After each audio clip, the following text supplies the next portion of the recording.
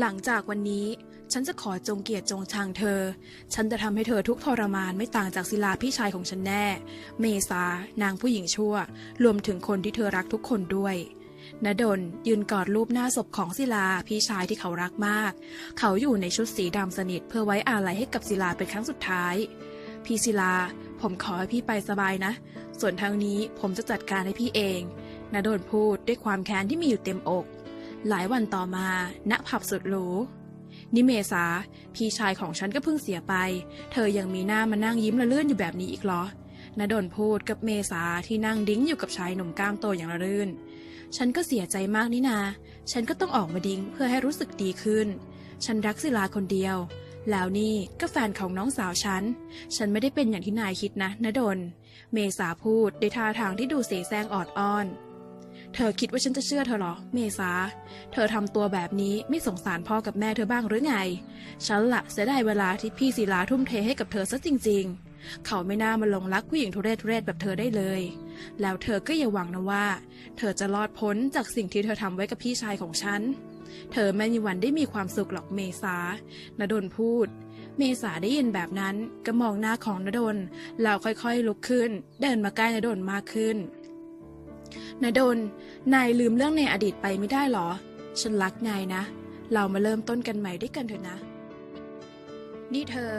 ฉันเห็นท่าแท้ในตัวของเธอชัดเจนที่สุดก็คงวันนี้สินะเธอจะไม่มีวันได้สมหวังอะไรทั้งนั้นจำเอาไว้ณดลพูดจบก็เดินออกจากผับไปส่วนเมษาก็ยิ้มแล้วมองตามณดลจนลับสายตาฉันอยากได้อะไรฉันก็ต้องได้โดยเฉพาะนายณดลนายต้องเป็นของฉันเมษาพูดพึมพำแล้วไปนั่งดิ้งต่อหลายวันต่อมาในเวลาตอนเช้าที่บ้านของณดลสวัสดีค่ะคุณอเมธเมษาทักทายอาของณดลที่ยืนจิบกาแฟอยู่หน้าบ้านอ้าวมาทำอะไรเมษาเอากระเป๋ามาซะเยอะเชียวอเมธถามพอดีหนูคิดถึงศิลานะคะเลยอยากมาอยู่ที่นี่เพื่อให้รู้สึกว่าศิลายังไม่ได้ไปไหนเมษาตอบอเมธได้ยินแบบนั้นก็ทำหน้าตกใจเอางั้นเหรอค่ะมีอะไรหรือเปล่าคะหรือว่าอาจจะไม่ให้เมษาอยู่ด้วยเมย์เป็นภรรยาของศิลานะคะเมษาพูดพร้อมกับบีบน้ำตาอาไม่มีสิทธิ์หรอกนะเรื่องนี้ต้องถามเจ้าณดลแล้วล่ะเดี๋ยวอาขอตัวไปทำงานก่อนนะค่ะคุณอาเดี๋ยวเมษาจะได้ไปถามณดลก่อนค่ะเมษาเดินถือกระเป๋าใบใหญ่เข้าไปในบ้านคุณมาทำอะไรคะสาวใช้ที่กำลังทำความสะอาดบ้านถามขึ้นฉันจะมาอยู่ที่นี่เอากระเป๋าของฉันไปเก็บด้วยเมษาพูดพร้อมโยนกระเป๋าให้สาวใช้ใครให้เธอมาใครอนุญาตเธอณดลที่เดินลงมาจากบันไดถามขึ้นก็ฉันคิดถึงศิลาฉันเป็นเมียของศิลาฉันก็มีสิทธิ์ที่จะอยู่ที่นี่สิทธิ์ของเธอมันหมดไปตั้งแต่เธอทำให้พี่ชายของฉันต้องตายแล้วล่ะออกไปซะณดลพูดไม่ฉันไม่ไปถ้านายไล่ฉันวิญญาณของศิลาอาจจะไม่สงบก็ได้นะเธอก็ช่างหาข้ออ้างเนาะอ่ะก็แล้วแต่เธอนะถ้าเธออยากที่อยู่ที่นี่ก็อยู่ไปขอบใจมากนะณดลเมษาพูดพร้อมจ้องหน้าณดลตาเป็นมันก่อนขึ้นห้องของศิลาไปคุณณดลคะจะดีเหรอคะแบบนี้สาวใช้ถามปล่อยเขาเถอะพี่ศิลาอาจจะทำให้เมษารู้สึกถึงความเจ็บปวดได้โดยไม่ต้องพึ่งฉันณดลพูดขอให้เมนี่ได้รับผลกรรมของตัวเองด้วยเถิดสาวใช้ยกมือสาธุฉันไปก่อนนะฝากดูแลบ้านด้วยแล้วถ้าเมษาใช้อะไรพวกเธอก็ไม่ต้องทำบอกว่าฉันสั่งได้ค่ะคุณณดลเวลาผ่านไปไม่นานนี่นางประภาทำไมแกไม่ยกกระเป๋าขึ้นมาให้ฉันเมษาเดินมาอยู่ที่หัวบันไดแล้วพูดขึ้นไม่ใช่หน้าที่ค่ะแล้วถ้าคุณอยากทำอะไรอยากได้อะไรรบกวนทำเองนะคะเพราะทุกคนที่นี่จะไม่ทำให้คุณประภาสาวใช้พูดจะเล่นแบบนี้กันใช่ไหมแค่นี้ถ้าไม่ฉันหยุดคิดที่จะทำให้ณดลมันเป็นของฉันไม่ได้หรอกนะเมษาพูดจบก็เดินลงมาหยิบกระเป๋าแล้วเดินขึ้นห้องไปส่วนณดลก็ออกไปหาหญิงสาวที่เขาเจอแล้วถูกชะตามากๆในวันงานของศิลาแล้วก็ได้ติดต่อกันมาตลอดหญิงสาวคนนี้มีชื่อว่าลิต้าเธอเพิ่งกลับมาจากเมืองนอกได้ไม่กี่วัน ณดลรู้จักกับลิต้าได้เพราะลิต้ามาร่วมงานศพของศิลากับเพื่อนของณดลซึ่งเป็นพี่ที่มหาลัยเดียวกับลิต้าไปอยู่ที่ต่างประเทศตั้งแต่ยังเด็กเธอจึงติดนิสัยของที่นั่นมามากทั้งวัฒนธรรมอาหารการกินการวางตัวต่างๆเธอจะเป็นสาวสไตล์ชิลๆทั้งคู่เข้ากันได้ดีแล้วณดลก็ออกตัวแรงว่ากำลังตามจีบลิต้าสุดฤทธิ์วันนี้พวกเขาก็พากันไปเที่ยวสวนสนุกกับหลานๆของเพื่อนณดลอีก 3-4 คนลิต้าทำให้ณดลคลายความโศกเศร้าเสียใจรวมถึงความโกรธแค้นลงไปได้มากแล้ววันนี้ณดลก็ขอลิต้าเป็นแฟนซึ่งลิต้าก็ตอบตกลงเพราะณดลคือหนุ่มในฝันหรือว่าสเปคของลิต้าทุกอย่างแล้ววันนี้ทุกคนที่ไปเที่ยวกับพวกเขาก็มีความสุขไปตามๆกันหลังจากกลับจากสวนสนุกณดลก็ไปส่งหลานๆและไปส่งลิต้าที่คอนโดระหว่างทางพรุ่งนี้คุณไปเที่ยวบ้านผมนะจะได้ไปรู้จักกับอาเมธที่คอยดูแลผมมาตั้งแต่ที่พ่อแม่ผมเสียไปณดลพูดได้สิคะพรุ่งนี้ฉันว่างพอดีแต่ว่าไปฉันก็ว่างตลอดนะเพิ่งกลับมายังไม่ได้หางานเลยแล้วก็ยังไม่ได้กลับไปหาพ่อกับแม่และพี่เมษาเลยลิต้าพูดเมษางั้นเหรอค่ะพี่เมย์เป็นพี่สาวของฉันคุณรู้จักเหรอคะเปล่าหรอกอาจจะเชื่อเหมือนคนที่ผมรู้จักน่ะคงเป็นพี่คุณไม่ได้หรอกพอนิสัยต่างจากคุณคนละโลกเลยขนาดนั้นเลยเหรอคะช่างเถอะครับเรามาคุยเรื่องอื่นกันดีกว่าณดลพูดเปลี่ยนเรื่องเพราะไม่อยากนึกถึงเมษาตอนเขามาส่งลิต้าถึงคอนโดกลับดีๆนะคะครับพรุ่งนี้เช้าเดี๋ยวผมมารับนะค่ะลิต้าตอบแล้วยิ้มให้อย่างสดใสแล้วรถของณดลก็เคลื่อนตัวออกไปณบ้านของณดลเดินผิวปากเข้ามาในบ้านอย่างอารมณ์ดีโอ้ยวันนี้ฝนตกแน่เลยค่ะคุณณดลของประภาอารมณ์ดีขนาดนี้ประภาสาวใช้พูดขึ้นพี่ชายตายไปได้ยังไม่นานหายเศร้าแล้วเหรอเมษาที่เดินออกมาจากห้องครัวพูดขึ้นจะว่าไปฉันควรยินดีซะด้วยซ้ำที่พี่ศิลาไม่ต้องมาเจอกับอะไรแบบนี้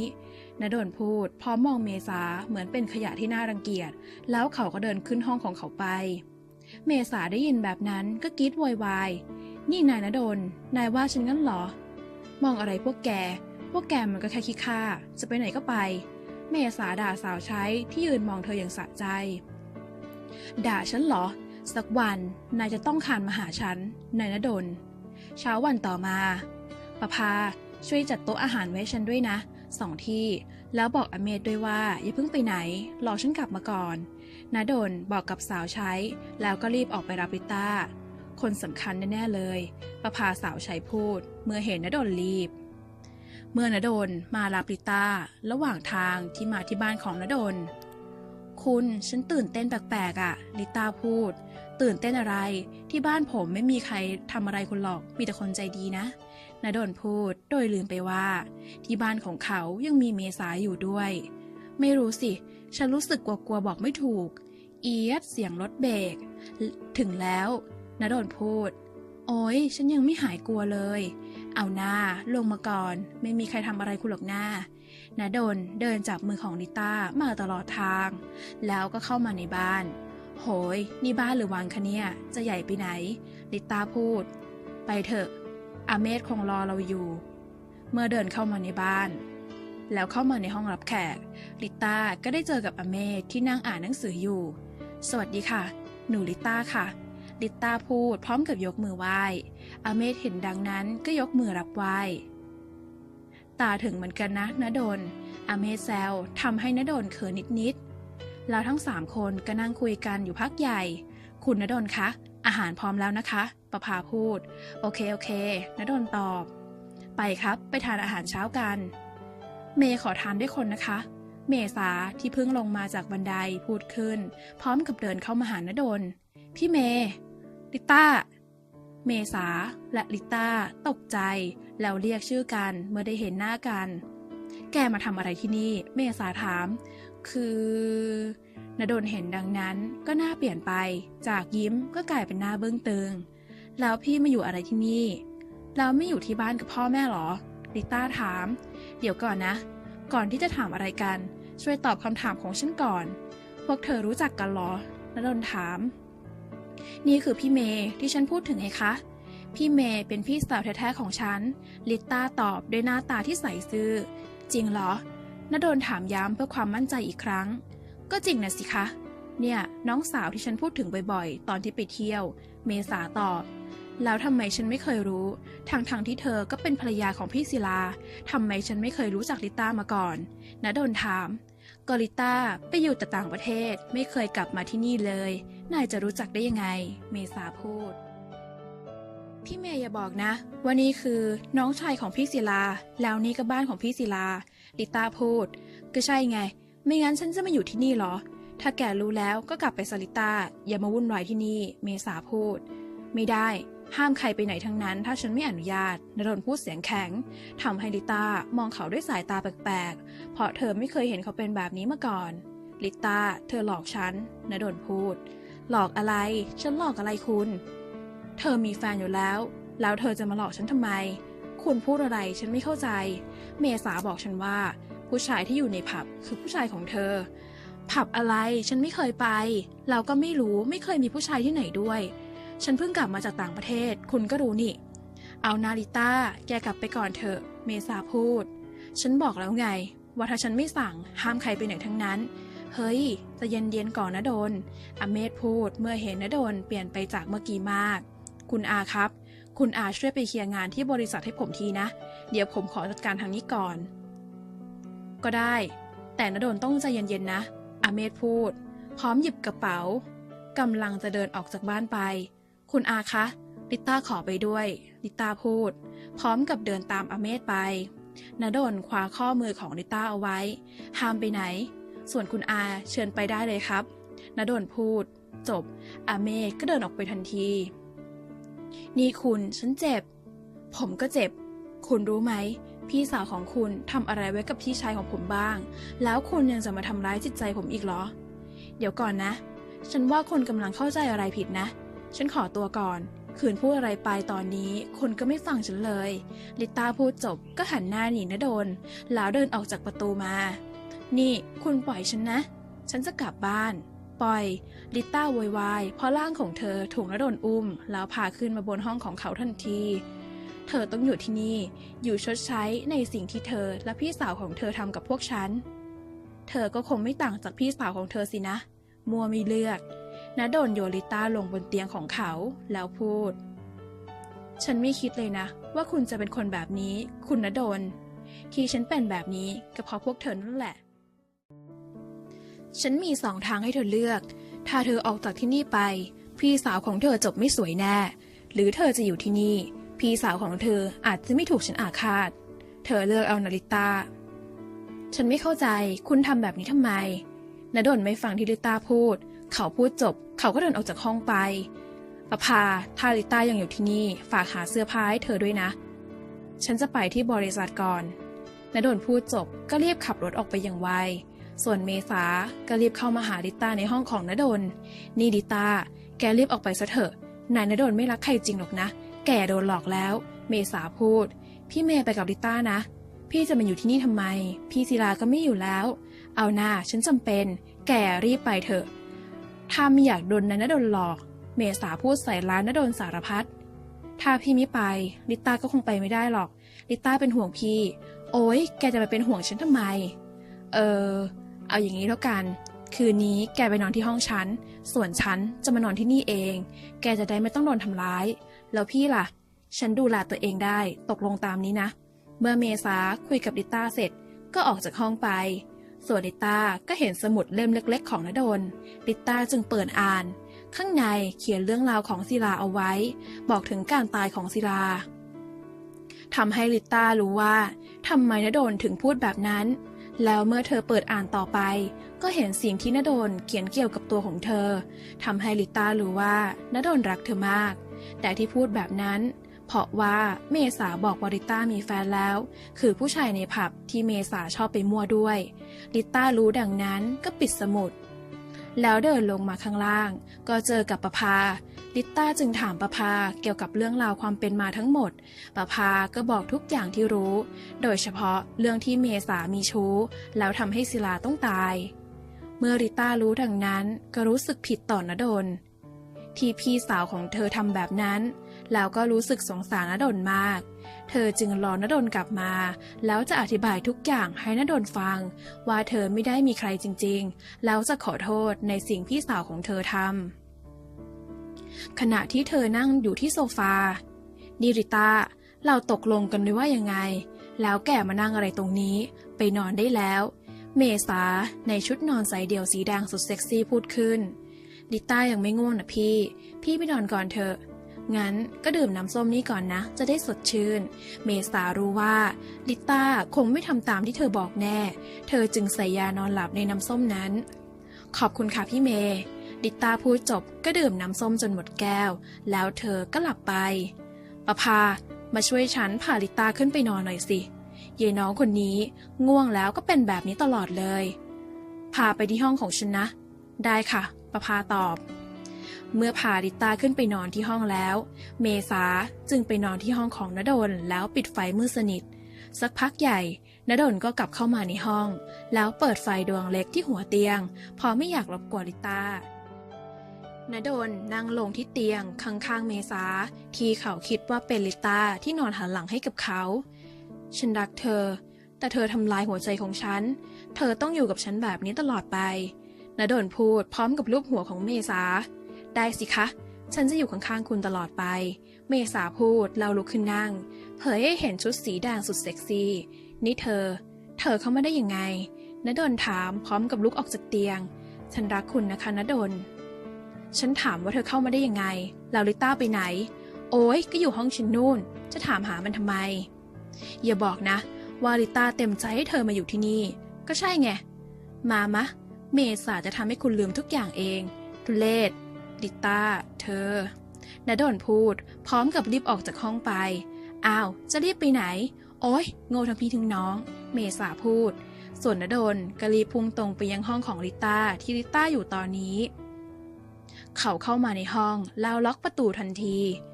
ณดลเปิดไฟที่หัวเตียงก็เห็นลิต้านอนหลับสนิทเธอหลอกฉันแล้วเธอยังจะช่วยพี่เธออีกณดลพูดด้วยอารมณ์ที่โมโหสุดขีดเขาล้มตัวลงแล้วปลุกปล้ำลิต้าทั้งที่เธอยังหลับอยู่จนลิต้ารู้สึกตัวพอณดลเริ่มที่จะถอดเสื้อของเธอนี่คุณจะทำอะไรปล่อยฉันลิต้าพูดด้วยความอ่อนเพลียจากยานอนหลับเธอทำร้ายหัวใจของฉันผู้หญิงใจร้ายณดลไม่ฟังลิต้าเขาปลุกปั้มเธออย่างบ้าคลั่งส่วนลิต้าก็ไม่มีแรงที่จะขัดขืนบวกกับความรักที่มีให้กับณดลแล้วเรื่องคืนนี้ก็ผ่านไปเช้าวันต่อมาณดลลงมานั่งอยู่ที่ห้องรับแขกเขาคิดถึงเรื่องเมื่อคืนลิต้าดูเหมือนผู้หญิงที่ไม่เคยผ่านมือชายมาก่อนทำให้เขาเริ่มสับสนกับคำพูดของเมษาเขาจึงโทรไปหาเพื่อนที่เป็นรุ่นพี่ของลิต้าแล้วได้รู้ว่าลิต้าไม่เคยทำตัวเหลวไหลแล้วเธอก็ไม่เคยกลับมาที่นี่เพราะฉะนั้นเธอไม่มีแล้วไม่รู้จักผู้ชายที่นี่แน่นอนณดลรู้แบบนี้ก็รู้ทันทีว่าเขาโดนเมษาหลอกซะแล้วคุณณดลจะรับกาแฟไหมคะประภาเดินมาถามณดลไม่อ่ะประภาเมื่อคืนมีอะไรผิดสังเกตบ้างไหมมีค่ะ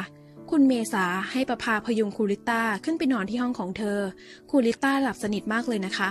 ประภาพูดแบบนั้นณดลก็รู้ทันทีว่าทุกอย่างมันคือแผนการของเมษา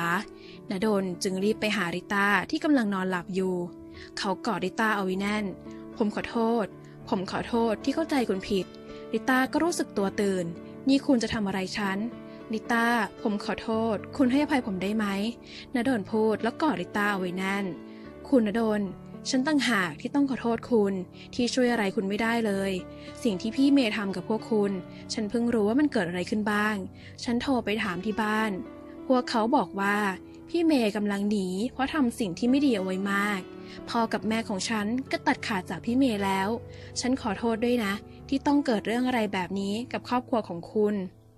นี่เธอไม่โกรธฉันเลยงั้นหรอที่ฉันรังแกเธอณดลถามพอเฮลิต้าเอาแต่ขอโทษเขาฉันโกรธนะแต่เมื่อเทียบกับความโกรธที่คุณต้องเจอฉันว่าคุณอาจจะเจ็บปวดมากกว่าฉันคุณณดลคะประภามาเคาะประตูเรียกณดลมีอะไรประภามีตำรวจมาขอพบค่ะเห็นว่ามาตามหาคนณดลได้ยินแบบนั้นก็มองหน้าของลิต้าทันทีแล้วพากันลงมาหาตำรวจมีอะไรครับคุณตำรวจ ผมมาตามจับเมษาเห็นว่าอยู่ที่นี่นะครับคดีอะไรล่ะครับร่วมกันทำร้ายผู้อื่นจนถึงแก่ชีวิตคดียาเสพติดและอื่นๆอีกหลายอย่างครับณดลได้ยินแบบนั้นก็มองหน้าของลิต้าจึงพยักหน้าตอบรับงั้นเชิญที่ห้องของผมเลยประภาพาคุณตำรวจไว้ทีสักพักเมษาก็โวยวายแล้วถูกควบคุมตัวมาขณะที่ยังนอนหลับอยู่ในชุดสีแดงสุดเซ็กซี่พวกแกอย่าหวังนะว่าพวกแกจะได้มีความสุขมีผัวโง่ๆแบบนี้ฉันหลอกอะไรมันก็เชื่อไปหมดเมษาพูดขณะที่ถูกจับกุมตัวอยู่รีบพาไปเลยครับคุณตำรวจเมื่อตำรวจพาเมษาออกไปแล้ว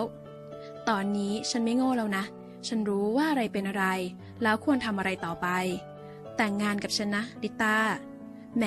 จะไม่รออาในล้อลานลักอเมธที่เพิ่งกลับมาพูดขึ้นรอไม่ไหวแล้วครับอาตกลงว่าไงลิต้าค่ะฉันจะแต่งงานกับคุณแต่คุณต้องให้อภัยพี่เมย์นะคะผมให้อภัยเพราะเมษาก็ได้รับผลกรรมของตัวเองแล้วหลังจากนั้นไม่นานทั้งคู่ก็ได้แต่งงานกันแล้วใช้ชีวิตด้วยกันอย่างมีความสุขจบบริบูรณ์